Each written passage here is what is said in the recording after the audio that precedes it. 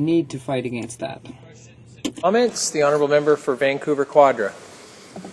Mr. Speaker, and in hearing some of the explanations of the Minister on this closure motion, it strikes me that he's missing the part of the job of being a representative in which the sacred trust is to support the general public's understanding of how our parliamentary process works, rather than to mislead about how that works. So, for example, when there was repeated prorogations in order to avoid consequences of the government's own efforts, they argued that other governments had prorogued. Yes, prorogation happens when the agenda is essentially completed.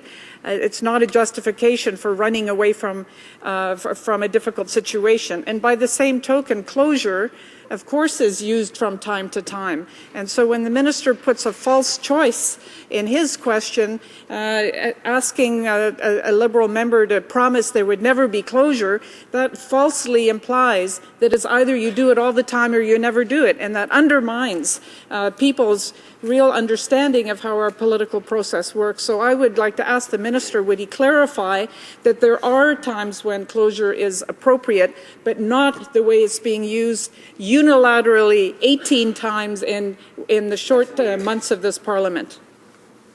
The Honourable Minister.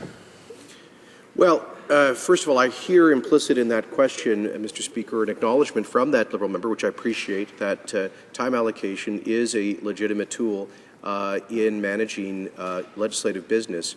And I think what she's questioning is under what circumstances it is used. She suggests it ought not to be used unilaterally. I would submit that by definition, it's the government which has the responsibility for moving forward legislative mandate and government orders, which must trigger and vote in favour of time allocation when it is used, as was the case under the previous Liberal government and would be the case under any future Liberal government. But on the substance of this, let's be clear, Mr. Speaker. In the last Parliament, we had dozens of hours of debate on the human smuggling provisions now found in Bill C-31.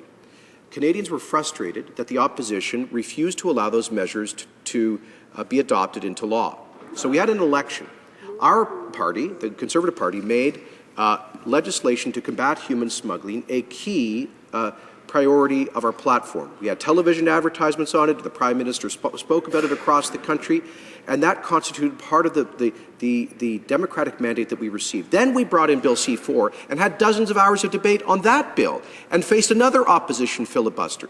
Now we've included those measures in Bill C-31, and we know perfectly well what will continue if we do not use time allocation. We've had, just in this Parliament already, 18 hours of debate on the human smuggling provisions and 73 speeches, and I would submit probably more in the previous Parliament. So there has been already more than ample debate on these measures, and it's time for us as a Parliament to act to combat human smuggling and to keep our commitment to Canadians to do that. Question commentaire.